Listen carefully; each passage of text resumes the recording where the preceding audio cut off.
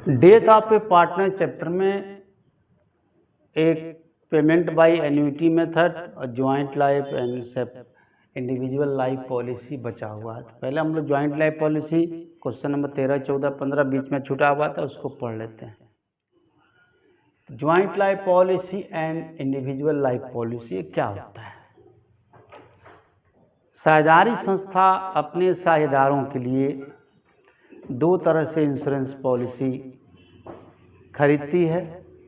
एक सभी साझेदारों का एक साथ ज्वाइंट इंश्योरेंस, जिसको हम लोग कहते हैं ग्रुप इंश्योरेंस, करा देती है।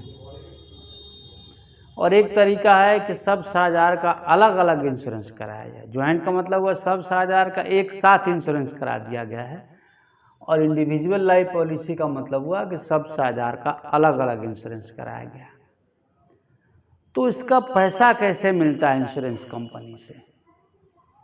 अब देखिए, इसमें दो चीज़ होता है। किसी भी इंश्योरेंस का अगर आप बिफोर मैच्योरिटी पेमेंट, समय से पहले भुगतान लेंगे, लाइफ इंश्योरेंस का समय पर पेमेंट का दो ही तरीका है। या तो पर्सन का डेथ हो जाए, जिसका इंश्योरेंस हुआ है उसका डेथ हो जाए, यानी लाइफ ख़त्म हो जाए तब मिलेगा। और या दूसरा कि जो टेन्योर है पॉलिसी का, जो समय काल है, अवधि है, वो पूरा हो जाए। तो अगर पूरे अवधि तक जिसका बीमा हुआ है, बीमाधारी जीवित रहता है, तो उसके हाथ में पूरा पैसा मिलता है। और अगर बीच में ही अवधि पूरा होने से पहले उसकी मृत्यु हो जाती है, उसको उत्तराधिकारियों को पैसा मिलता है। चलिए, अब इस चीज़ को हम पार्टनरशिप फर्म में साझेदारों के कॉन्टेक्स्ट में समझते हैं। अगर किसी साझेदार की मृत्यु हो जाए तो हम इसका ट्रीटमेंट कैसे? एक चीज़ और बता दें, मैं भूल गया। पेमेंट ऑन मैच्योरिटी और पेमेंट बिफोर मैच्योरिटी। तो पेमेंट ऑन मैच्योरिटी तो आप समझ गए कि समय पूरा होने पर या मृत्यु, दोनों में से किसी एक में होता है। कभी कभी क्या होता है कि दोनों कंडीशन एग्जिस्ट नहीं करते हैं, यानी ना तो बीमाधारी की मृत्यु हुई होती है और ना ही पॉलिसी मैच्योर हुआ होता है, समय पूरा हुआ होता है। बीमाधारी चाहता है कि पहले ही हम इसको ख़त्म कर दें, हमें पॉलिसी को नहीं चलाना है, चलाने में सक्षम नहीं है किसी भी कारण से। तो उस समय जो पॉलिसी की रकम है, पूरी रकम आपको नहीं मिलेगी। उस समय उसका इंश्योरेंस कंपनी के पास एन्युटी टेबल होता है, उसके हिसाब से उसका सरेंडर वैल्यू निकाला जाता है। Surrender value, SURRENDER, surrender value,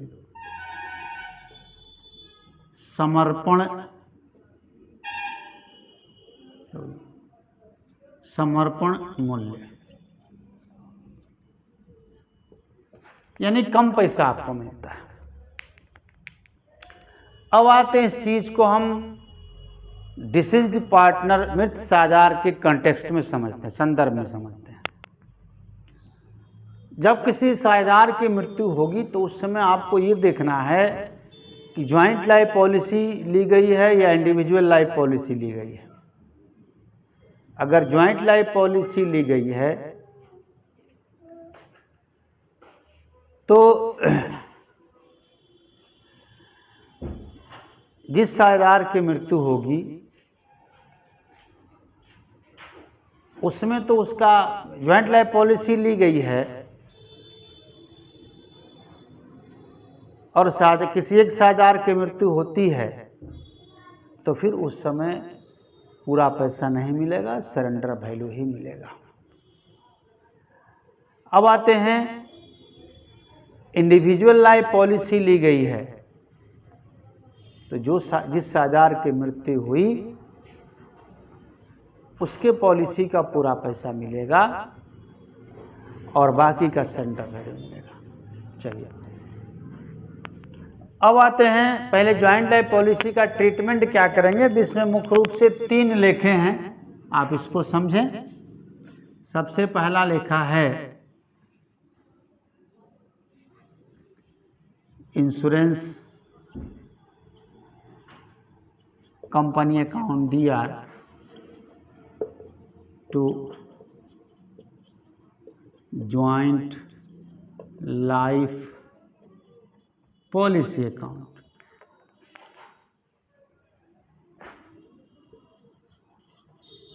being policy amount due। दूसरा है सभी साझेदारों में बांट दीजिए आप joint life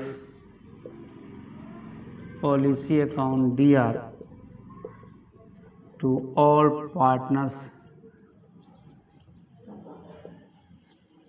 capital account. being JLP means joint life policy created to all partners capital account.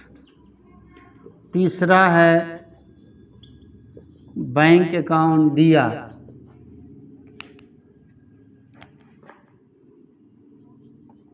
To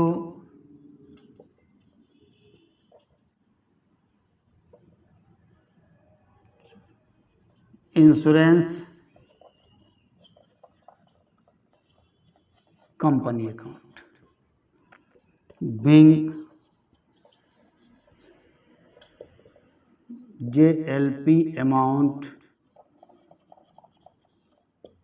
received from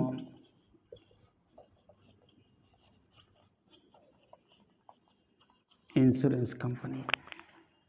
अलग अलग कंडीशंस हैं ज्वाइंट लाइफ पॉलिसी के। इंडिविजुअल लाइफ पॉलिसी का तो बिल्कुल अलग हो गया। ज्वाइंट लाइफ पॉलिसी के भी 3 कंडीशंस हैं, 3 तरह के क्वेश्चन होते हैं। एक होता है कि जब इंश्योरेंस के प्रीमियम के रकम को पार्टनर इंश्योरेंस जब कराते हैं तो हमें पहले प्रीमियम जमा करना पड़ता है। प्रीमियम के रकम को रेवेन्यू एक्सपेंडिचर माना जाए, आयगत खर्चा माना जाए, यानी बिजनेस एक्सपेंस माना जाए। ठीक है, तो जितना पॉलिसी होगा पूरे पॉलिसी के अमाउंट से ये तीनों लेखा होगा। एक है कि जब प्रीमियम के रकम को कैपिटल एक्सपेंडिचर माना जाए या एसेट्स माना जाए, बैलेंस शीट के एसेट्स जिसे दिखाते हैं उसको माना जाए, तो क्या होगा। तो लेखा तो यही तीनों होगा, लेकिन अमाउंट में एक जगह अंतर। जैसे अगर हम आयगत खर्चा मानते हैं तो पूरे पॉलिसी के अमाउंट से ये तीनों एंट्री बनेगा, लेकिन जब पूंजीगत खर्चा हम मानेंगे यानी एसेट्स मानेंगे तो ये insurance company account DR to joint life policy के पूरे अमाउंट से बनेगा। Bank account DR to insurance company policy के पूरे अमाउंट से बनेगा। लेकिन joint life policy account DR to all partners capital account ये बैलेंस अमाउंट से बनेगा। मतलब जब एसेट्स माना जाता है, जिस क्वेश्चन में लिखा होगा कि ज्वाइंट लाइफ पॉलिसी के प्रीमियम को एसेट्स माना गया, उस क्वेश्चन में सरेंडर वैल्यू भी दिया होगा पॉलिसी का, ध्यान रखिएगा। सरेंडर वैल्यू भी दिया होगा, तो पॉलिसी के अमाउंट में से सरेंडर वैल्यू घटा के तब हम दिखाते हैं joint life policy account DR, तब इस एंट्री को बनाएंगे। सरेंडर वैल्यू का मतलब ये है, जैसे मान लीजिए कि 2 लाख रुपया का पॉलिसी है और हमारे क्वेश्चन में सरेंडर वैल्यू प्रीमियम की रकम को हम एसेट्स मानते हैं, कैपिटल एक्सपेंडिचर मानते हैं, और क्वेश्चन में सरेंडर वैल्यू 30,000 दिया है, तो ये वाला एंट्री 2 लाख से होगा। Insurance company account DR joint life policy. Bank वाला एंट्री भी 2 लाख से होगा, लेकिन ये वाला एंट्री 1,70,000 से होगा। क्यों? आप जो सरेंडर वैल्यू होता है JLP का, उसे बैलेंस शीट के एसेट साइड में दिखा चुके हैं। सरेंडर वैल्यू देने का मतलब है कि बैलेंस शीट के एसेट्स में दिख रहा है। अब बैलेंस शीट के एसेट्स में दिखने का मतलब है कि पीछे भूतकाल में, पास्ट में ये एंट्री एक बार 30,000 से आप कर चुके हैं। Joint life policy account DR2 all fund एक बार कर चुके हैं 30,000 से, केवल 30,000 से। तो अब फिर अगर 2 लाख से करते हैं तो साझेदारों के पूंजी खाता में 2,30,000 चल जाएगा, जबकि 2 लाख का ही पॉलिसी 2 लाख ही जाना चाहिए, इसलिए यहाँ पे 170 हम करेंगे, याद रखिएगा। लेकिन ऐसा तब होगा जब सरेंडर वैल्यू दिया है, यानी प्रीमियम की रकम को, लाइफ इंश्योरेंस के प्रीमियम की रकम को हम कैपिटल एक्सपेंडिचर मानते हैं, एसेट्स मानते हैं। अगर हम आगत खर्चा रेवेन्यू एक्सपेंडिचर मानते हैं प्रीमियम की रकम को, तब तो 2-2 लाख से तीनों एंट्री बनेगा। अब आते हैं, एक कंडीशन होता है, एक कंडीशन है कि आपके प्रश्न में बैलेंस शीट के दोनों साइड में ज्वाइंट लाइफ पॉलिसी दिया है, एसेट साइड में सरेंडर वैल्यू भी है, एसेट साइड में joint life policy, surrender value के लिए ज्वाइंट लाइफ पॉलिसी दिया है, और लायबिलिटी साइड में ज्वाइंट लाइफ पॉलिसी रिजर्व दिया हुआ है। देखिए ध्यान से समझिए इस चीज को। कैपिटल एक्सपेंडिचर, जब हम लाइफ इंश्योरेंस के प्रीमियम को कैपिटल एक्सपेंडिचर यानी एसेट्स मान लें, तो वहां 2 तरह के क्वेश्चन होंगे।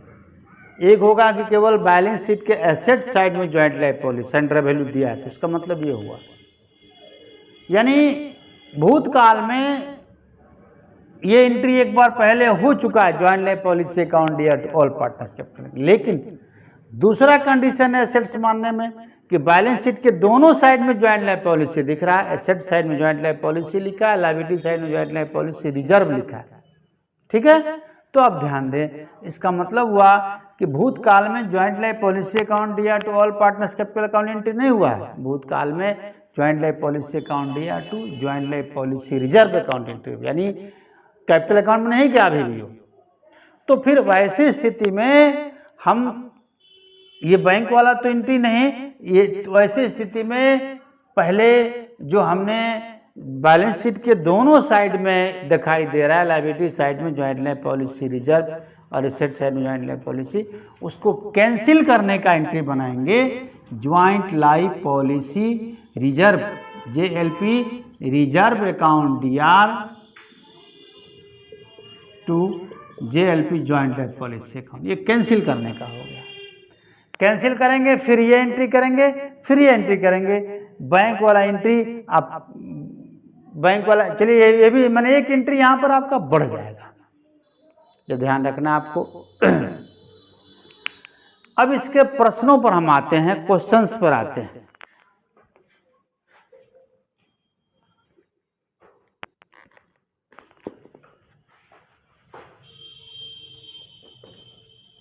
क्वेश्चन नंबर 13 का A पर आते हैं हम लोग।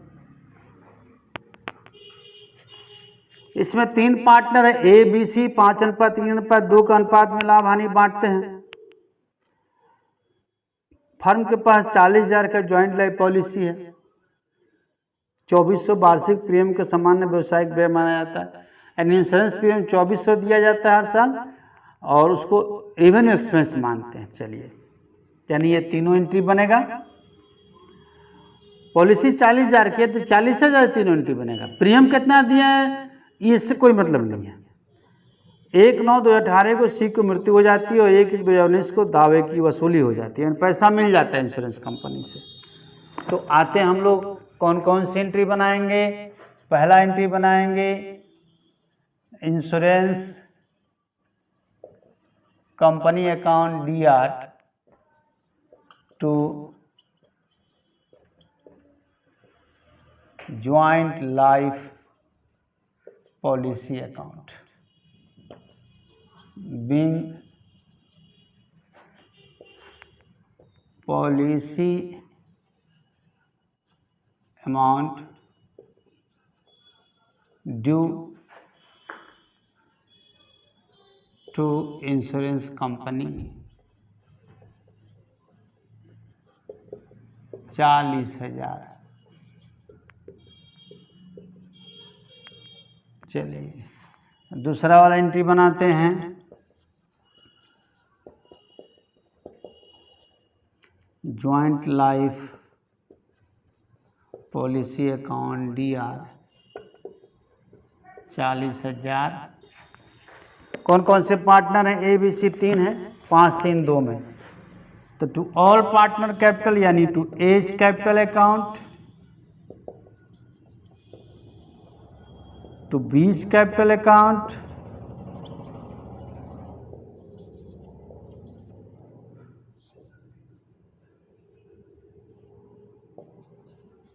To C's capital account.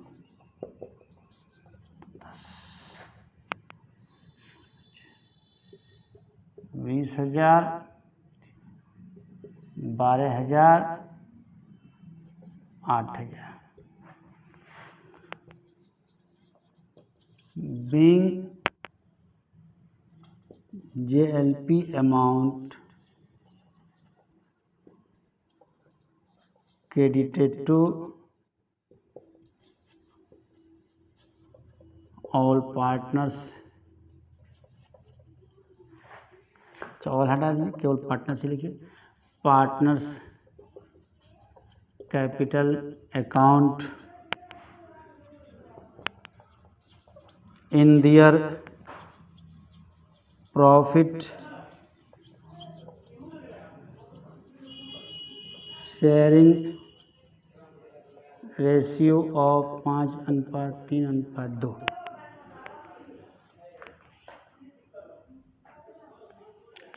अब ये वाला एंट्री बनाएंगे, bank account DR to insurance company account.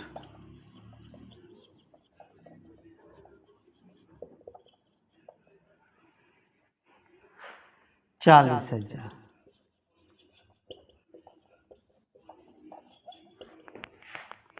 Bank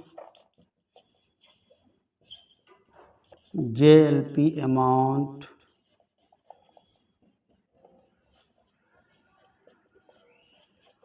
received from insurance company. चलिए, तो ये हुआ 13 नंबर क्वेश्चन। 13 का ए, 13 में 3 क्वेश्चन। अब देखते हैं फिर हम 13 का बी सी सब देखते हैं। फोटो खींच लो। हम लोग 13 का बी देखते हैं। ए बी सी, यहाँ भी 3 पार्टनर हैं, 5:3:2 प्रॉफिट शेयरिंग रेशियो यहाँ भी है। 1.5 लाख का जॉइंट लायबिलिटी। एक बात मैं क्लियर कर दूं, शायद क्लियर नहीं हो पाया है, कि जब जॉइंट लाइफ पॉलिसी होता है तो पूरा पैसा लेने के लिए सभी साझेदारों की मृत्यु, जो एक ही किसी भी एक पार्टनर की मृत्यु होगी तो पूरे पॉलिसी का रकम मिल जाएगा। लेकिन जब इंडिविजुअल लाइफ पॉलिसी होता है और किसी एक साझेदार की मृत्यु होती है तो जिसकी मृत्यु होती है उसी साझेदार के पॉलिसी का पूरा रकम मिलता है, बाकी साझेदारों का सरेंडर वैल्यू का लेखा किया जाता है, याद रखिएगा। तो 1.5 लाख का जॉइंट लाइफ पॉलिसी है, बी का इसमें डेथ हो रहा है। मृत्यु के समय पॉलिसी का समर्पण मूल्य 50,000 पुस्तकों में दर्ज था। सरेंडर वैल्यू 50,000 पुस्तकों में दर्ज था का मतलब ये हुआ कि बैलेंस शीट के एसेट साइड में जॉइंट लाइफ पॉलिसी 50,000 लिखा गया था। तो बैलेंस शीट में एसेट साइड में लिखाने का मतलब है joint life policy account DR to all partners capital account वाला एंट्री 50,000 से हो चुका है। अब पॉलिसी कितना की है? 1.5 लाख की। तो कैपिटल अकाउंट में ट्रांसफ़र करने का जो लेखा होगा वो 1 लाख का ही होगा, वो 1.5 लाख का नहीं होगा। तो संयुक्त जीवन बीमा के समायोजन के हेतु एक जनरल पॉलिसी है। देखिए इसमें पूरा एंट्री नहीं पूछा, सिर्फ एक पूछ रहा है। 3 एंट्री आपके पास है, इंश्योरेंस कंपनी अकाउंट या जॉइंट लाइफ पॉलिसी अकाउंट, ये 1.5 लाख का होगा। दूसरा जॉइंट लाइफ पॉलिसी अकाउंट या to all partners capital account, यानी to A's capital, to B's capital, to C's capital, 1 lakh का होगा। और तीसरा बैंक अकाउंट या to joint life policy account, वो भी 1.5 लाख का होगा। लेकिन इसमें एक ही एंट्री करना है, तो कौन सा एंट्री हम करें? तो यहाँ चूँकि पार्टनर्स के कैपिटल अकाउंट से मैटर जुड़ा हुआ है तो कैपिटल अकाउंट में ट्रांसफ़र करने वाला ही एंट्री हम कर देते हैं। पहले joint life policy account DR to all partners capital account, to A's capital account, to B's capital account, to C's capital account.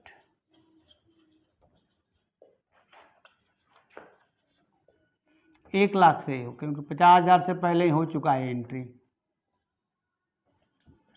50,000, 30,000, 20,000 being amount of JLP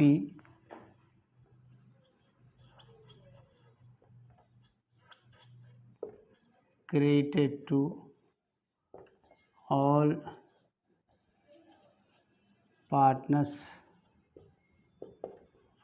capital account in their profit sharing ratio of 5:3:2। ये सिर्फ एक entry बने, एक पूछा ही क्या है। अब आते हैं हम लोग 13 का सी। सी में है XYZ 3 पार्टनर्स हैं। XYZ 3 पार्टनर्स हैं, 4:3:3 में लाभ हानि बांटते हैं। ये 2 लाख रुपए का ज्वाइंट लाइफ पॉलिसी है। प्रीमियम 2000 है, प्रीमियम से कोई मतलब नहीं है, तो आप 13 का ए में भी देख चुके हैं आप। और एक संपत्ति माना जाता है, यानी प्रीमियम को हम यहाँ संपत्ति मान रहे हैं। 15 मार्च 19 को वाई की मृत्यु होती है। ज्वाइंट लाइफ पॉलिसी का सरेंडर वैल्यू 30,000 था उस तिथि को, यानी बैलेंस शीट में 30,000 ज्वाइंट लाइफ पॉलिसी था। तो पॉलिसी अमाउंट ड्यू करने का पाने का भले हम 2 लाख से कर लेंगे, लेकिन कैपिटल अकाउंट में ट्रांसफ़र करने का 2 लाख से नहीं करेंगे, 170 से ही करेंगे, 30,000 से पहले ही हो चुका है। तो आते हैं insurance company account DR to joint life policy account. ये 2 लाख होगा।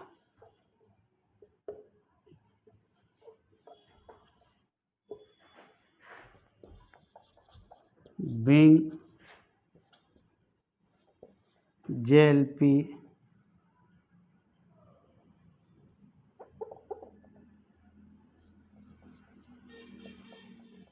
amount due to insurance company. अब हम ट्रांसफ़र करेंगे कैपिटल अकाउंट में joint life policy account DR to all partner capital account. इसमें XYZ है, to X capital account, to Y capital account, to Z capital account. तो 30,000 चूँकि पहले से ज्वाइंट लाइफ पॉलिसी में है बुक्स ऑफ अकाउंट में, तो हम 2 लाख में से 30,000 घटा कर ये एंट्री बनाएंगे, 1,70,000। कितना कितना 4 3 3 17 चौका 68,000,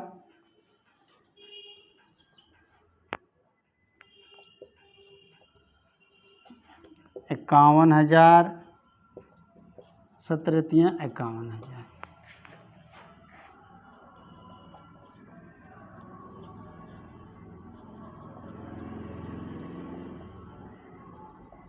amount of JLP created to all partners capital account in their profit sharing ratio of 4:3:3। अब तीसरा एंट्री बनेगा bank account DR to insurance company account. ये 170 का नहीं होगा, ये पूरा पूरा 2 लाख का होगा।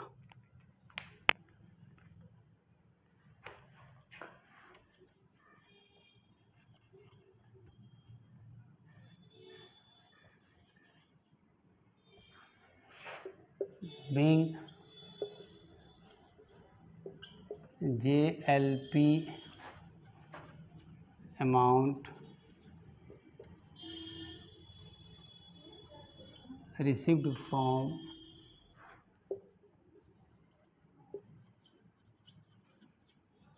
Insurance company. अब हम लोग जॉइंट लाइफ पॉलिसी, रिजर्व और इंडिविजुअल लाइफ पॉलिसी और एन्युटी मेथड, ये तीनों चीज़ हम लोग कल पढ़ेंगे, अगले क्लास में पढ़ेंगे।